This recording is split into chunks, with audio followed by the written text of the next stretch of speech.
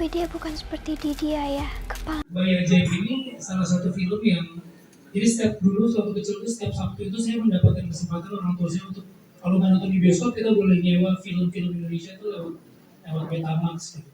Nah biasanya, apa namanya, ini adalah salah satu film yang disewa dan nggak mau kita balik-balikin karena begitu dipasang di rumah itu tetangga semua itu pada nonton gitu film ini gitu. Dan pada tahun itu memang saya nontonnya nggak tahun 82 sih, saya nonton di tahun 80-an akhir gitu. Dan buat saya pada tahun itu serem banget gitu filmnya. Tapi begitu saya nonton lagi di sekarang-sekarang pun jadi kayak seperti horor yang cult gitu, yang menarik, yang unik. Dan ketika mau di remake, buat saya ini satu kesempatan luar biasa gitu. Film-film seperti ini, film-film horor yang dulu berjaya gitu, ketika di remake menjadi sebuah pengingat bahwa kita dulu pernah punya film-film horor yang legendaris, yang yang yang luar biasa gitu. Dan Bayi Ajaib itu salah satu film horor yang dibintangi oleh aktor-aktor yang luar biasa juga pada tahunnya, ada Wede Mokhtar, Rina Hashim, Budi Cadir, dan Udah. Oh. Nggak usah pakai mic bang. ya nggak usah deh. Iya. Silakan lanjut Mas Bino. Boleh pakai mic atau enggak? Boleh. Oke. Jadi buat saya ketika bisa remake sebuah film yang dibintangi oleh aktor-aktor legendaris itu dari film horor yang legendaris, buat saya ini sebagai suatu penghormatan bukan cuma buat saya tapi buat kami semua. Dan adanya film ini apa namanya, menjadi sebuah tribute dari kami semua filmmaker, cast, produser di sini untuk penghormatan pada film Bayi Ajaib yang dulunya yang tahun 1982. Jadi saya rasa mudah-mudahan film ini bisa menjadi sebuah apa ya, penyambung antar generasi gitu. Kan banyak juga teman-teman yang di generasi sekarang itu belum sempat menonton film yang zaman dulu, dan ketika masyarakat bilang ya so far 90% film ini hampir sama gitu, sisi-sisi ikoniknya masih tetap ada. Jadi film-film teman-teman yang belum nonton film dulunya bisa tetap menikmati film ini, dan buat teman-teman sudah menonton film dulunya bisa menjadi ajang apa ya, memori atau apa gitu, ketika nonton film oh iya dulu waktu gue nonton film dulunya nih adegan ini kayak gini nih dulu. Menonton, tapi juga sesudahnya. Suasana yang dibangun untuk mendukung sosok arwah ini juga sangat unik. Tidak banyak jump scare di film ini, tapi adegannya tidak mubazir, seperti khas. Yang pasti kesannya deg-degan, maksudnya kayak ini film legendaris yang emang semua tuh tahu gitu di tahunnya gitu ya. Salah satu yang terbaik lah di tahunnya gitu, dan sekarang di remake ke tahun yang sekarang tapi dengan apa ya, touch up yang sebenarnya menurut gue ada hal yang jadi lebih menarik gitu. Dan gue merasa ini film pertama gue yang gue menjadi antagonis, dan gue merasa juga di diri gue ada antagonisnya gitu. Maksudnya kayak gue merasa dia orang jahat gitu di film ini gitu. Dan gue senang banget akhirnya gue punya karakter seperti ini di buku gue gitu. Dan harapannya yang pasti adalah semoga film ini menjadi penyegaran juga di maraknya horor yang lagi banyak banget gitu. Tetap horor tapi seger gitu horornya. Karena kita bukan cuma ngomongin urban legend doang yang kayak kuntilanak, pocong atau sebagainya.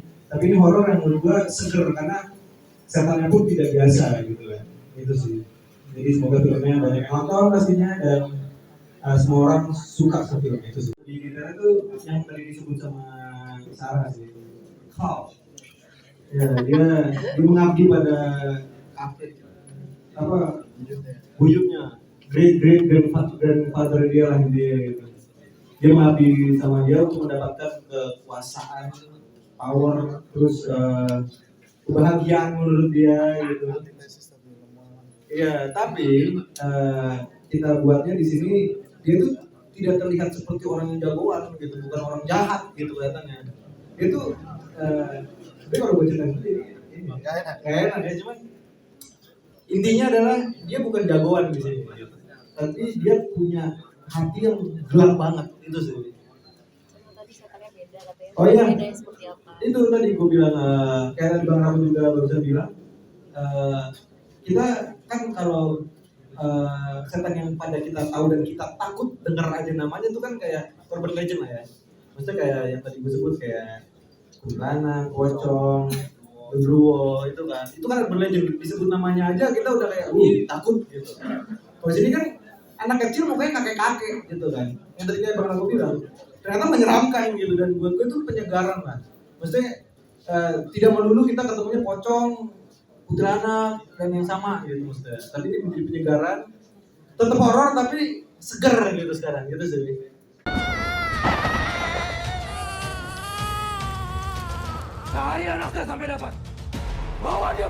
Ini pasti gara-gara bayi siluman itu. Dengan yang lama, terus terang ini karena atribut untuk film yang lama, jadi mungkin 90% samanya gitu. Cuman memang ada beberapa hal yang kita bedakan. Kalau yang lama itu settingnya tahun 82 ya, benar-benar tahun saat itu. Ini justru uniknya adalah dituain dari tahun 1900-an gitu. Jadi makin mundur setup waktunya.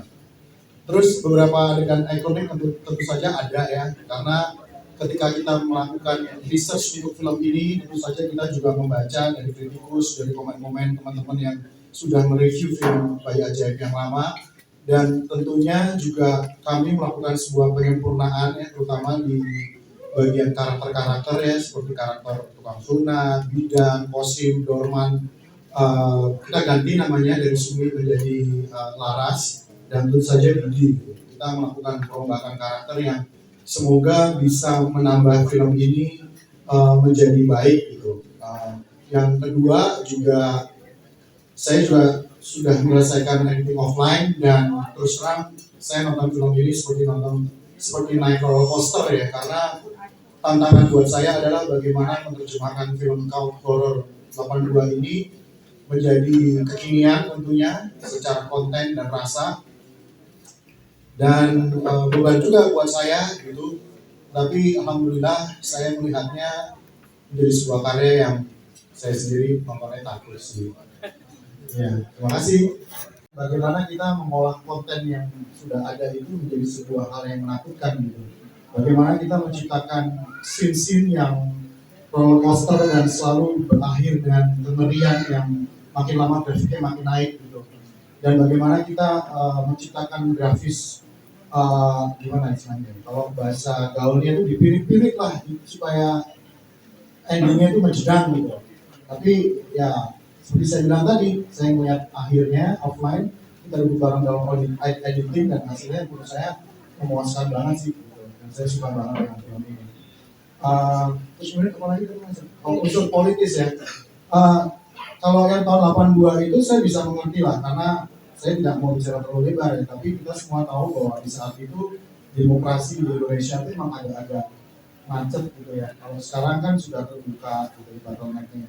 Itu tetap kita sajikan ya, tapi yang paling utama menurut saya sebenarnya premis dari film ini adalah bagaimana seseorang itu mencari kebahagiaan dalam hidupnya. Ada dengan cara mistis seperti tadi Sarah bilang, dengan cara cult. Ada dengan cara politik ya, yang dilakukan oleh Kosim. Ada dengan cara tadi di karakter Adipati Dorman yang bisnis. Ada juga dengan karakter yang memang ingin mengabdi. Tapi semuanya itu mencari sebuah kebahagiaan. Dan ini menurut saya sangat dekat banget dengan apa yang terjadi di masyarakat kita.